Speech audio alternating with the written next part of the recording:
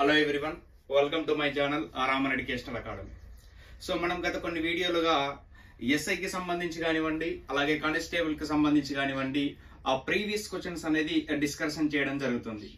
అందులో భాగంగా ఇప్పుడు ఎస్ఐ మెయిన్స్ లో వచ్చిన 2023 ఎస్ఐ మెయిన్స్ లో వచ్చిన పార్ట్నర్షిప్ అనే టాపిక్ నుంచి వెళ్ళి వచ్చిన క్వశ్చన్ ని డిస్కషన్ చేద్దాం. రైట్, చూడండి ఒకసారి. ముగ్గురు వ్యక్తులు 50, 90, 60 లక్షల పెట్టుబడులతో వ్యాపారాన్ని ప్రారంభించారు. మొదటి సంవత్సరంలో వారికి వ్యాపారంలో నష్టం వచ్చింది. రెండవ సంవత్సరంలో లాభం వచ్చింది. వారు నష్టాన్ని లేదా లాభాన్ని మొట్టమొదటి పెట్టిన పెట్టుబడుల నిష్పత్తిలో పంచుకున్నారు.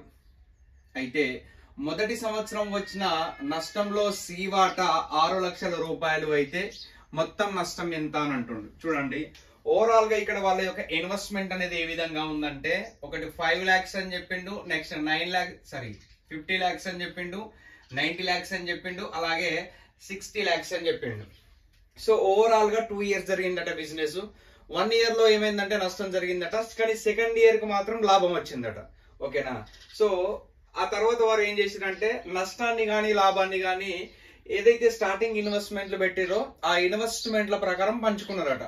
అట్లా పంచుకోగా ఒక పర్సన్ ఎవరైతే ఇక్కడ ఏ అనే పర్సన్ అండ్ బి అనే పర్సన్, సి అనే పర్సన్, ఇక్కడ సి అనే పర్సన్ కి ఎంత వచ్చింది అంటే నష్టం చూడండి ఒకసారి ఎంత ఇచ్చిండు. ఇక్కడ 6 లక్షల రూపాయలని ఇచ్చిండు. అయితే మొత్తం నష్టం ఎంత అని అడుగుతుండు. సికి సంబంధించిన వాల్యూ ఇచ్చి టోటల్ వాల్యూ అడుగుతుండు. టోటల్ అన్నప్పుడు అన్నిటిని కూడా యాడ్ చేయాలి. 9 + 6 అంటే 15 + 5 = 20. అంటే 20 పార్ట్స్ వాల్యూ ఎంతో కనుక్కుంటే సరిపోతుంది. ఓకేనా? చూడండి ఒకసారి. A value, B value, C value ఇచ్చిండు. సికి సంబంధించిన లాస్ ఇచ్చి టోటల్ లాస్ ఎంతో కనుక్కోవాలి అని చెప్తుండు. చూడండి, ఇక్కడ 6 కాస్త 6 అయిందంటే ఎంత? ఇంటూ 1 కదా ఇక్కడ జరిగింది. నెక్స్ట్ 20 కాస్త ఇక్కడ ఇంటూ 1 అయితే ఎంత అవుతుంది? 20 lakhs అనేది ఓవరాల్ గా వచ్చిన మొత్తం నష్టం అని. ఓకేనా?